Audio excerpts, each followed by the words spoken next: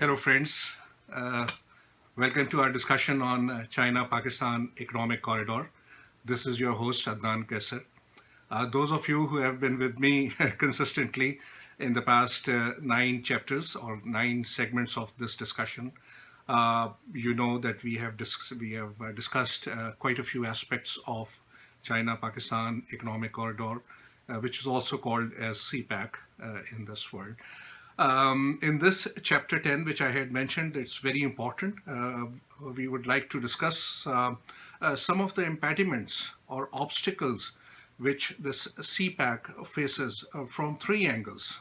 First is international, the second is regional, and the third is from the domestic aspects of Pakistan. So although Chinese President Xi Jinping calls this his initiative, the Belt and Road Initiative, as a project of the century.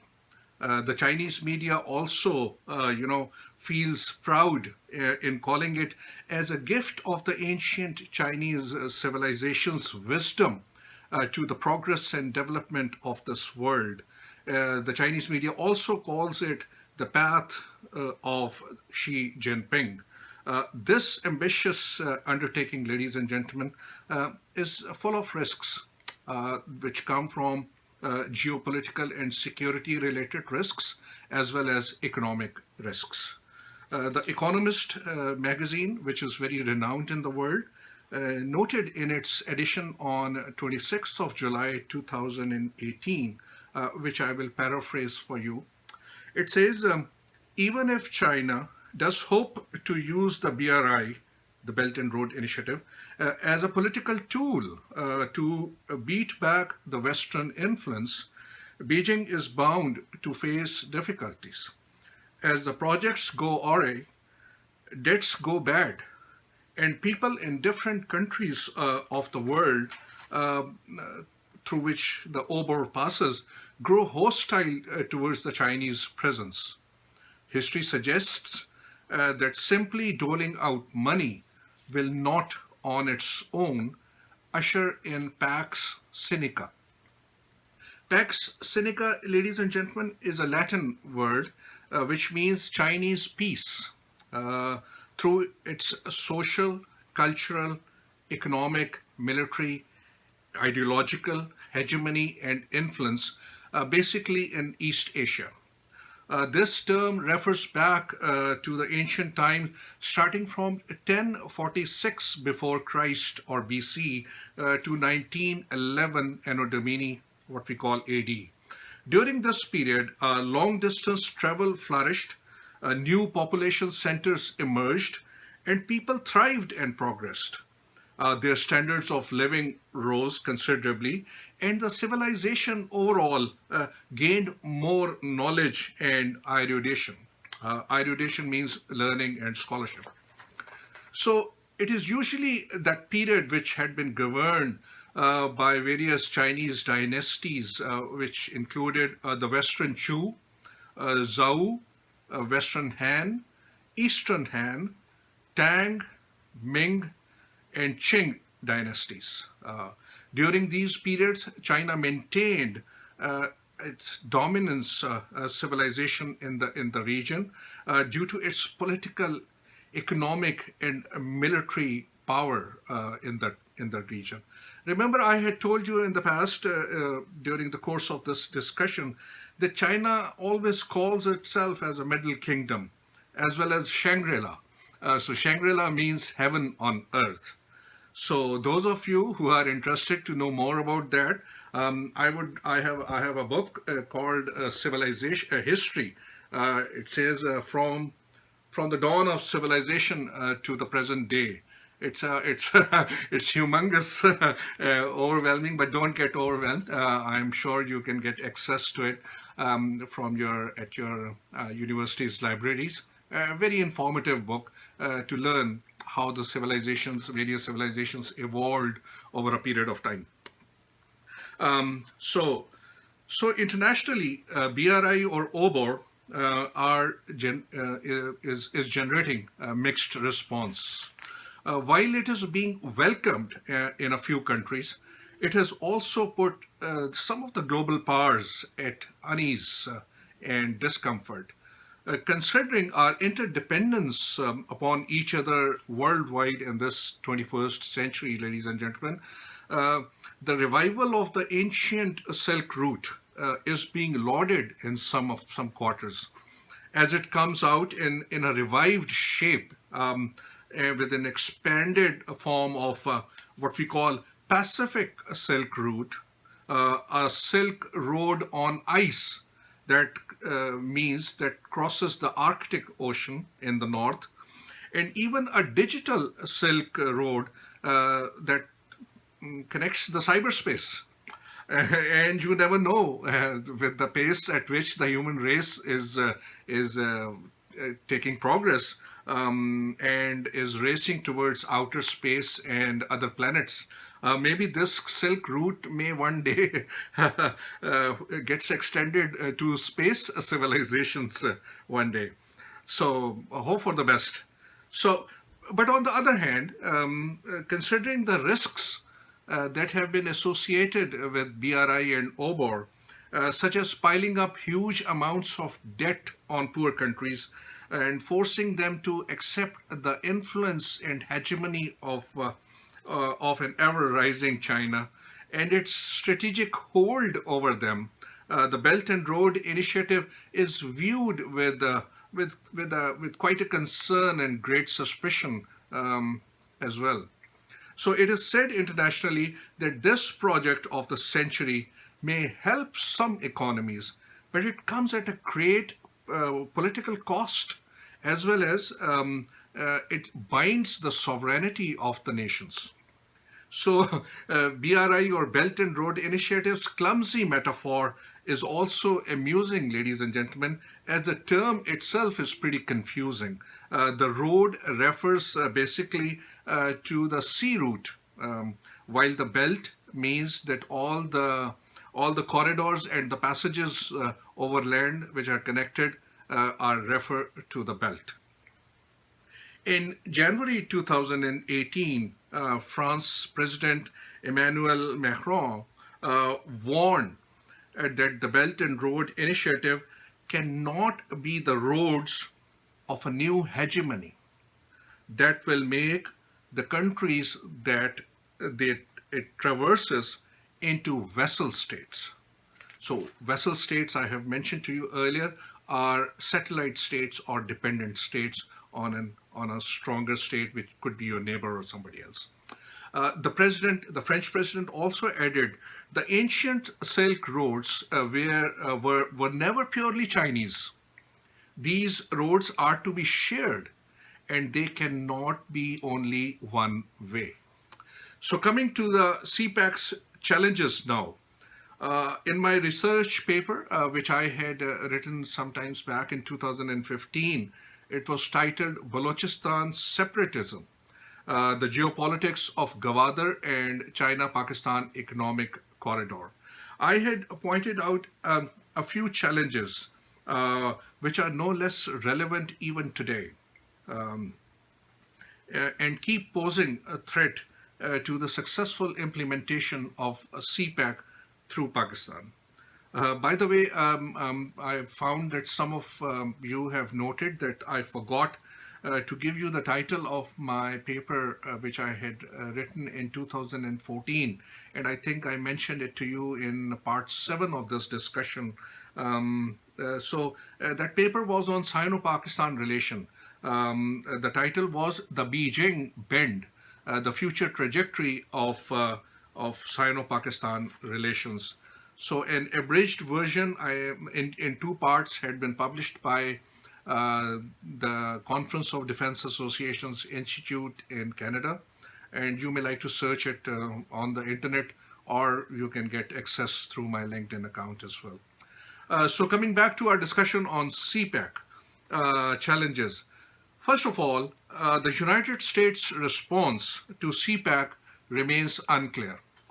Despite sending a delegation to attend the Belt and Road Forum, which was held in Beijing in May 2017, to mark the kickstart of this ambitious project, United States is unlikely to approve or support this initiative because obviously it challenges America's long-term strategic interests in South Asia as well as beyond in the larger region, especially in the Indo-Pacific region. And as I mentioned to you earlier, that is one of the consideration that United States has renamed its Pacific Command to Indo-Pacific Command now. So, and that is why, India these days is propped up to act as a counterweight to China. So, U.S. Defense Secretary General James Mattis had objected to CPEC during his testimony to the U.S. Armed Services Committee on 7th of October 2017. He objected CPEC for passing through a disputed territory, referring to Pakistan's Gilgit-Baltistan area, which is considered to be part of Greater Kashmir. So the Defense Secretary further warned that no one nation should put itself into a position of dictating. Obviously, he was referring to China's hegemonic designs and dictation over poor countries of the world. As I had told you, that China's geopolitical and geo-economic constraints in part 3 of this discussion, when I had given you the China's need for an alternate trade route. So China obviously has always been seeking a detour or a secondary trade route, considering the tensions which have lately been brewing up in the South China Sea, which may result, as I had mentioned to you earlier, into a naval blockade at the narrow Strait of Malacca by the Asian Security Diamond, or what we call as the Quad or Quadrilateral Framework, comprising of 4 countries: the United States, Japan, Australia, and India.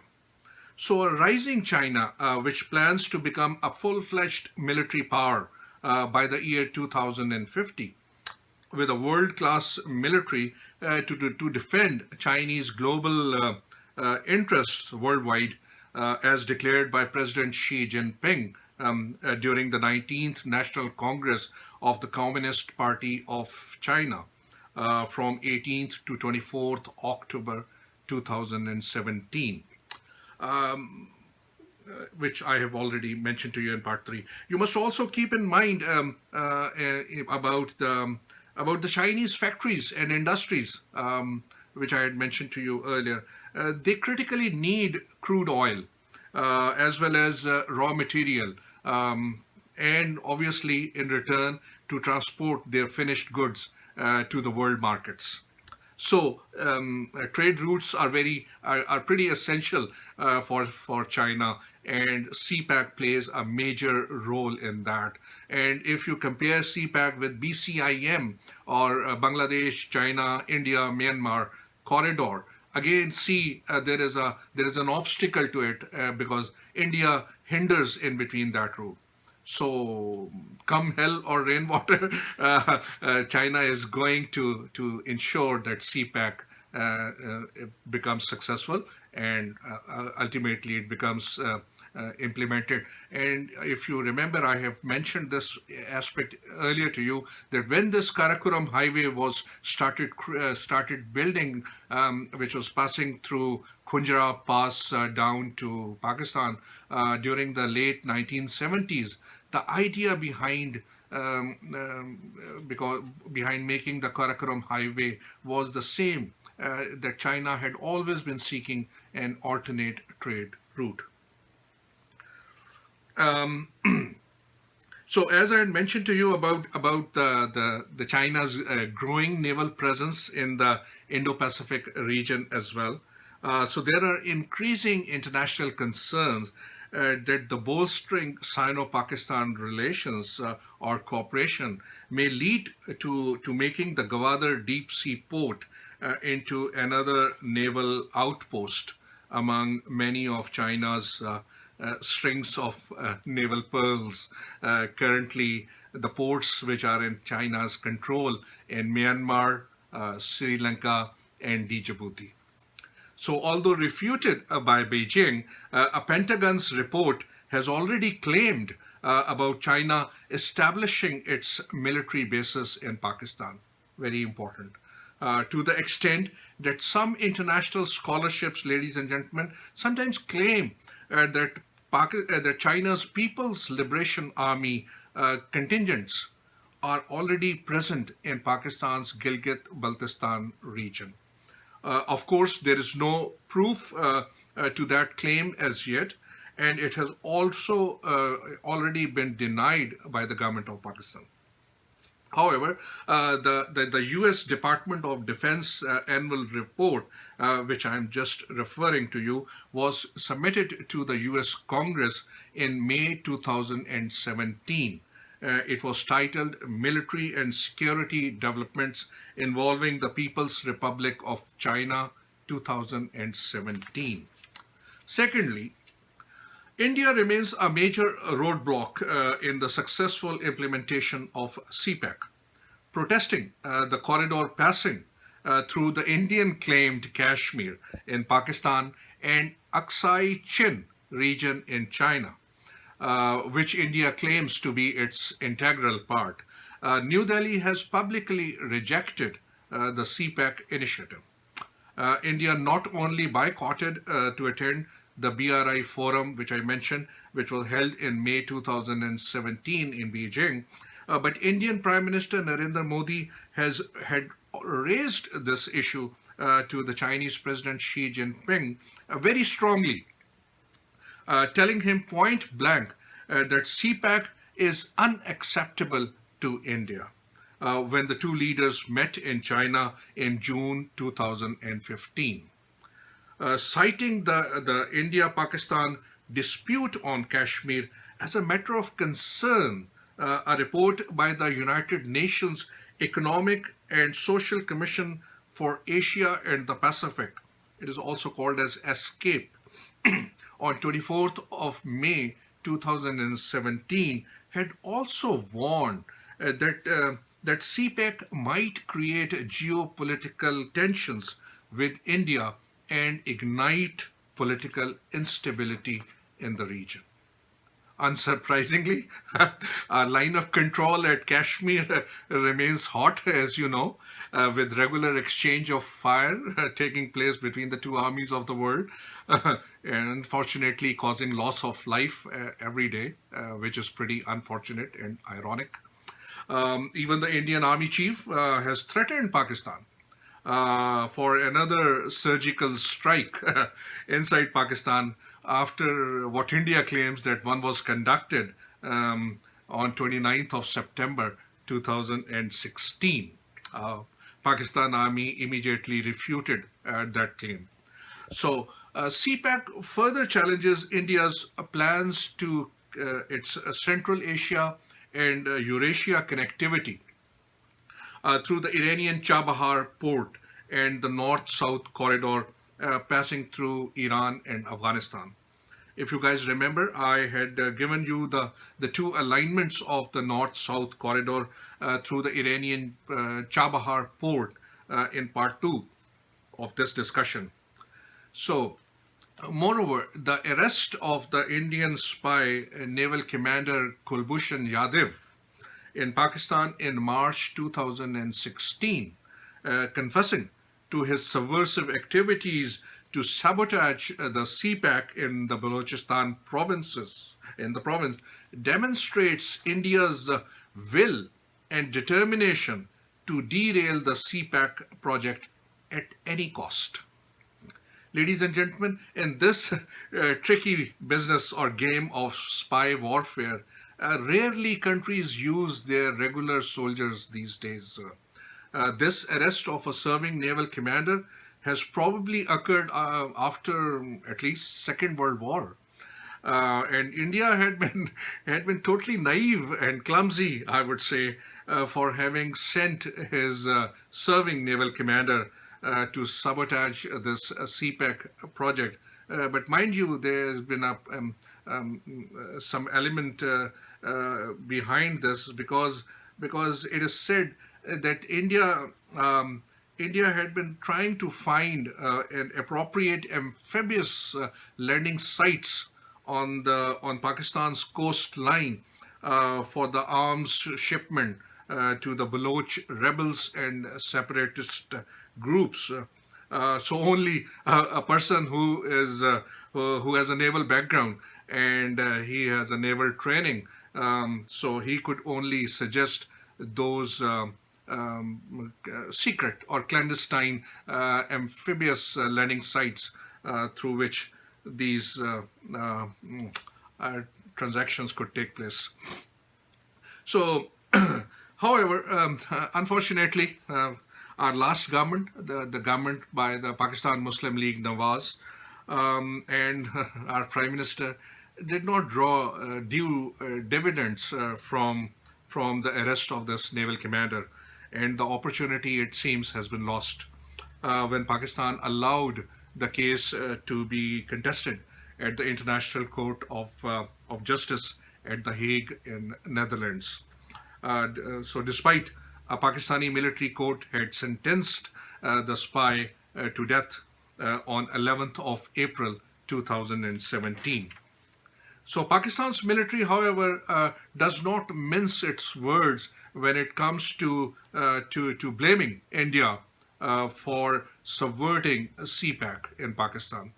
In a seminar in November 2017, Pakistan's Chairman Joint Chiefs of Staff, General Zubair Hayat, had revealed to the audience that the Indian Intelligence Research and Analysis Wing, what we call RAW, had established a secret cell with a special allocation for over $500 to subvert and sabotage CPEC projects in Pakistan.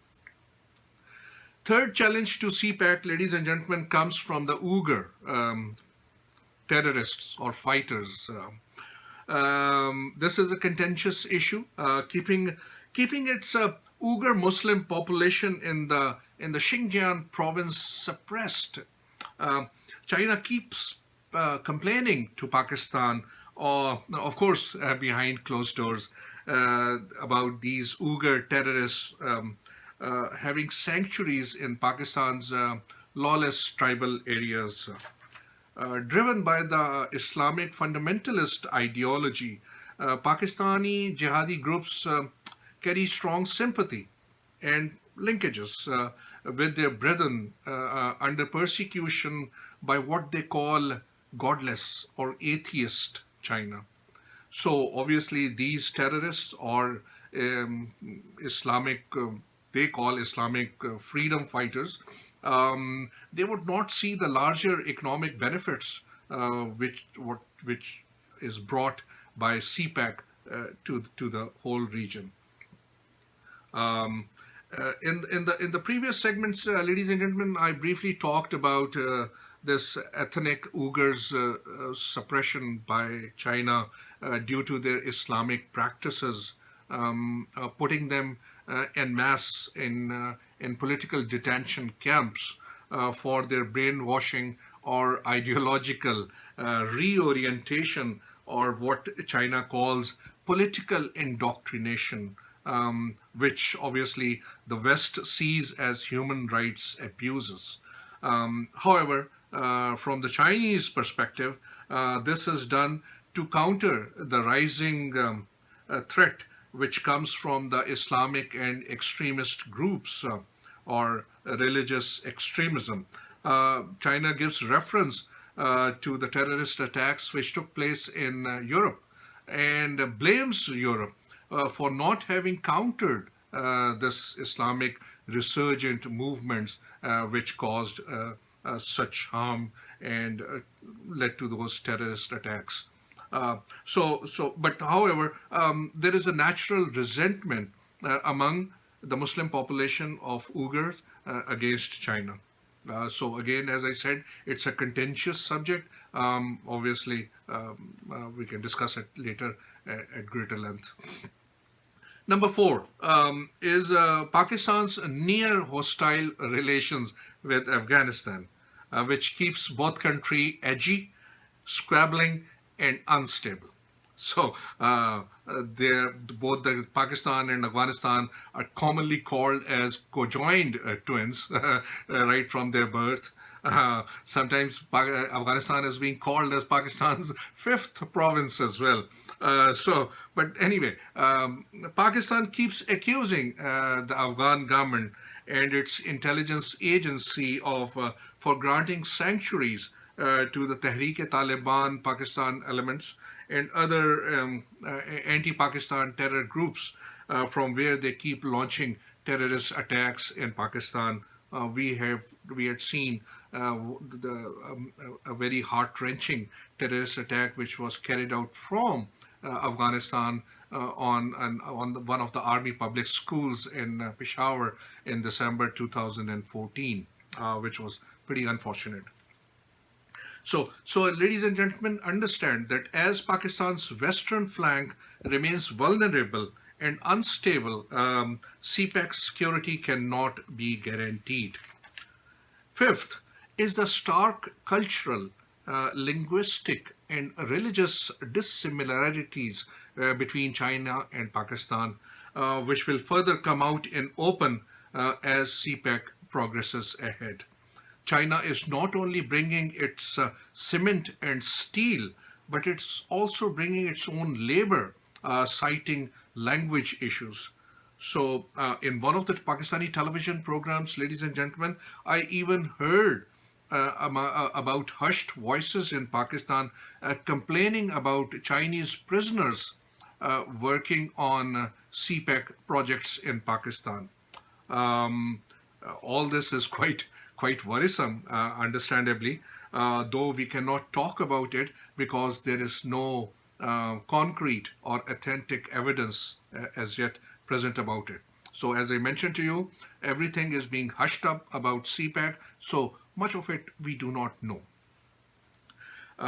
So as I was referring to the cultural frictions, as I mentioned earlier as well, the Pakistani people are generally conservative in their nature and in their outlook. They're very particular about the faith-defined values, moral practices, and especially their halal eating habits. So as the country gets flooded more and more with Chinese workforce, the social contrasts are certainly going to cause frictions in this Islamic Republic of Pakistan. So an agency France Presse report, AFP, on 13th of July 2017 on the persecution on Xinjiang's Uyghur Muslim population quotes a Chinese official giving China's mindset. He said, the Chinese government thinks that this Islamic word is equal to separatism.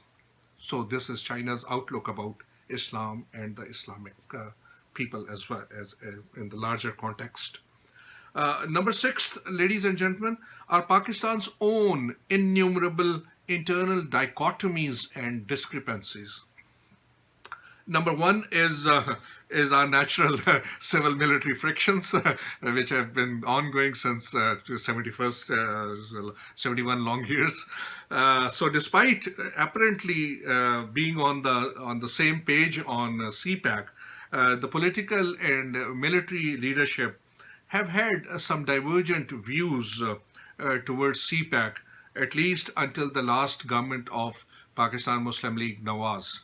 While the government desired to keep all the projects fully under its control, the powerful army wanted to be an equal player in CPEC as well.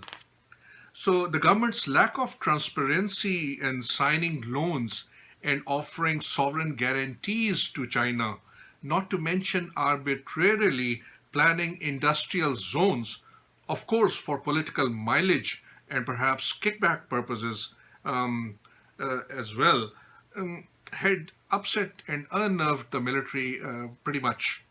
So the army, as you know, has already created a special force of something like 13,700 strong protection force, which is called as Special Security Division. So criticizing the civilian government, Pakistan's army chief had to publicly voice his concerns on 12 July 2017 by saying, and I quote, kindly pay attention to the words of General Qamar Javed Bajwa's, ladies and gentlemen. He said, the bottom line is we must ensure that the people of Pakistan benefit from CPEC to enjoy the fruits of prosperity. This will require leadership, collaborative spirit, and capacity building at a much higher pace and level. While the army will provide security to the project, the other national institutions will have to come forward and play their respective roles as well. Unquote. But as I have already pointed out, the nature and extent of military cooperation and collaboration with China has pretty strong strategic ties. So I think there is no chance of CPEC getting derailed in Pakistan because of Pakistan Army's support and faith in the CPEC project. So they are going to make sure its success and viability. Number two is the route controversy. CPEC is a fortune changer, no doubt about it, as I have said a number of times earlier in this platform. In view of the potential magnitude of the goods which are going to be transported on the CPEC route on daily basis, it's going to favorably affect the lives of the people. The corridor is going to transform the destiny of the people who are associated with this project as a whole, and those people who would be living in those industrial zones as well as CPEC corridor. However, unfortunately, owing to the greed and short-sighted policies of our Pakistani politicians deciding the layout of the CPEC, the corridor unfortunately ran into controversy from day one. While the last government of Pakistan Muslim League Nawaz, Mr. Nawaz Sharif, wanted the prime artery of the CPEC to traverse through his political heartland, which obviously is the prosperous Punjab province, the smaller and less privileged provinces rightfully demanded their due share from the prosperity which gets generated from the CPEC. This corridor presently has three arteries, the western, the central, and the eastern routes. The shortest route, of course, which remains the most economically viable, of course, which passes through the Khyber Pakhtunkhwa province in the west. However, considering its vulnerability to terrorism, the western route had been kept as third and last option. So the eastern route, obviously, is the longest and understandably the costliest passage. So thus we are left with nothing, but the government desired central route to be adopted as the most, as the favorable and best choice available for CPEC corridor. So the third is Balochistan unrest. The Balochistan insurgency in the restive province of Balochistan has not ended, ladies and gentlemen. Although it has considerably died down. It began in 2002, I guess, and it is still ongoing, but it is not finished completely.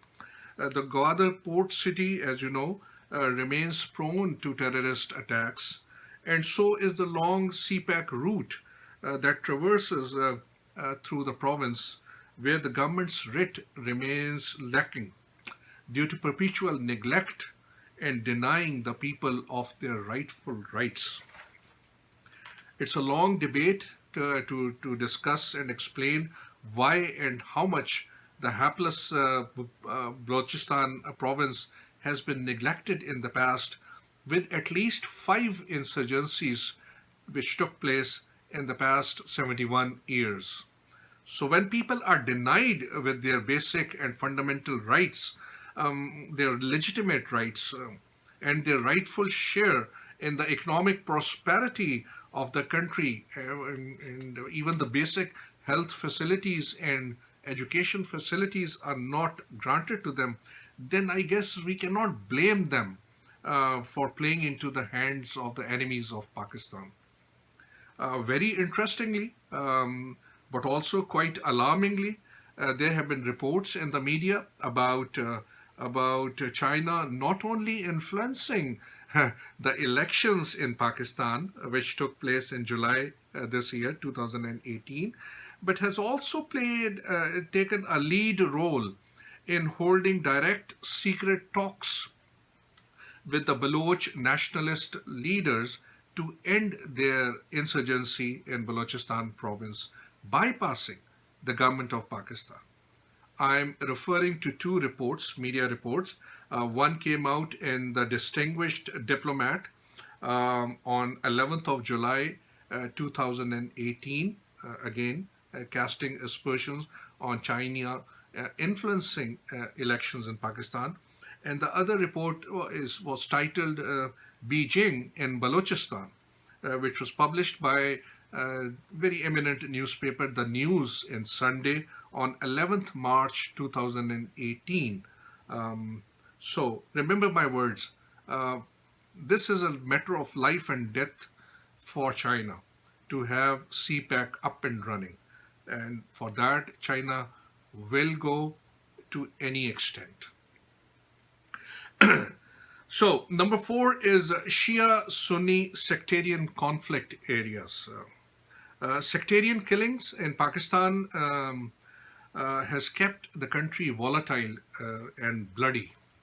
Although the three CPEC routes, the western artery passes through or close to the Shia-Sunni violence hotbed areas of Quetta, Dera Ismail Khan, and the Kurram Tribal Agency in the federally administered tribal areas, where a sizable Shiite population or Hazara community lives. Sectarian killings have remained Pakistan's scourge, ladies and gentlemen. For example, a twin suicide attack and a blast in Parachinar and Quetta on 24th of June 2017 claimed nearly 85 lives, largely from the local Shia and Hazara population. As you must have noted, and I have been persistently highlighting the less than faithful nature of our political leadership.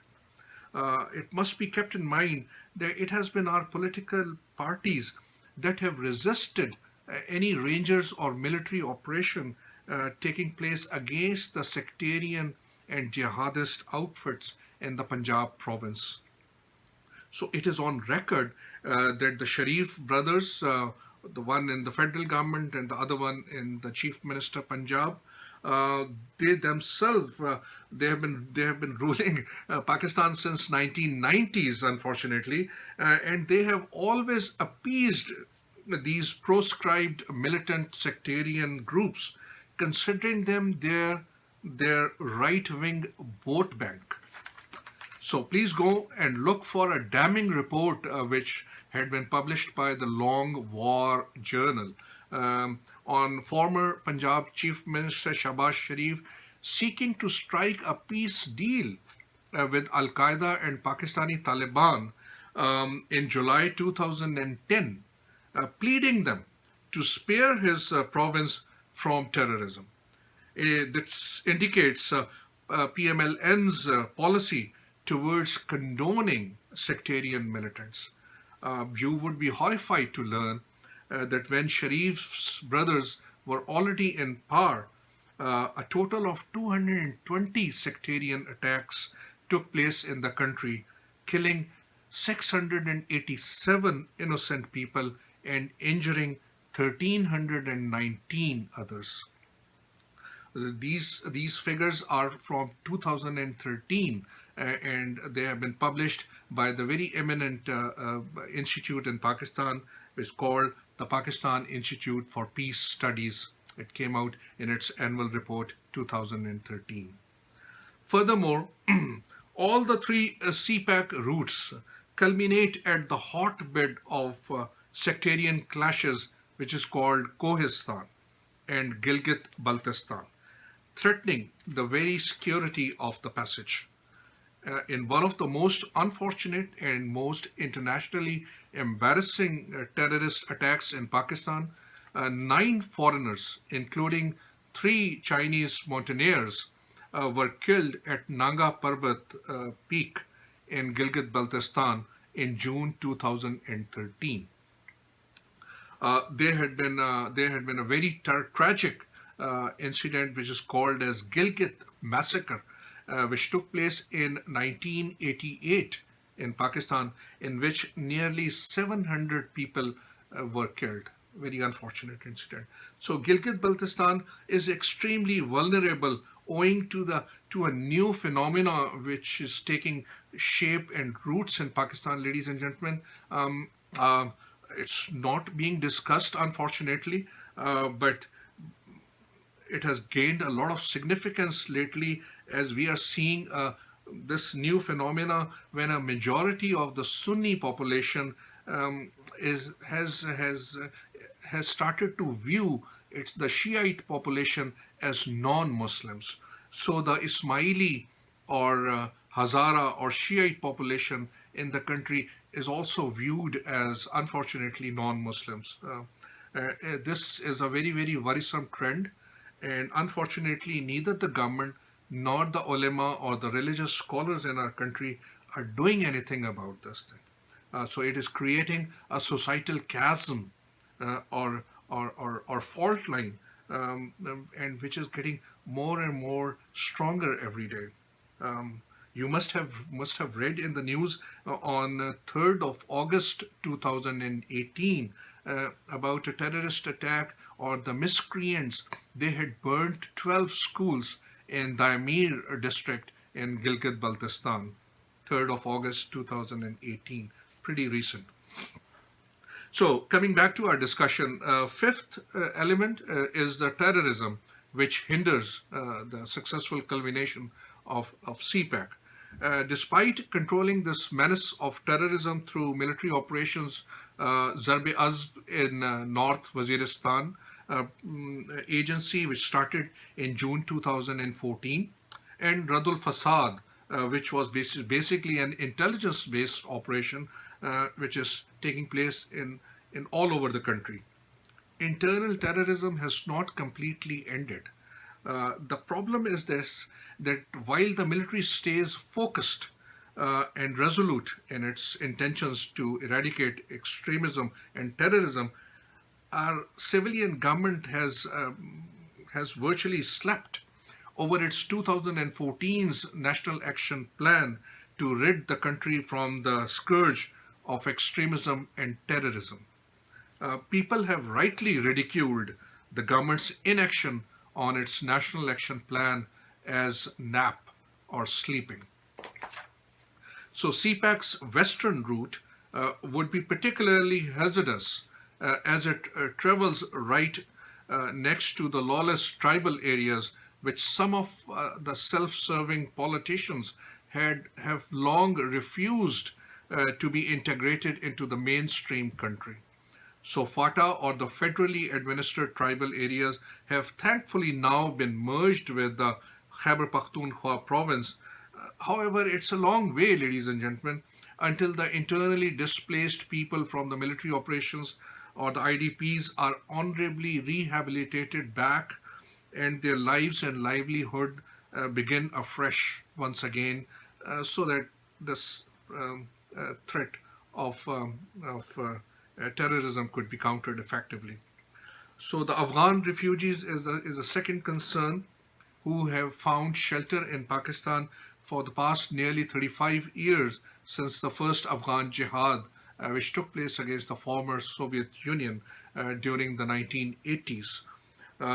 So, in case we would want uh, that CPEC could become successful and prosperous, the Afghan refugees also need to be rehabilitated back to Afghanistan. So that would eventually make Pakistan more secure, stable, and prosperous.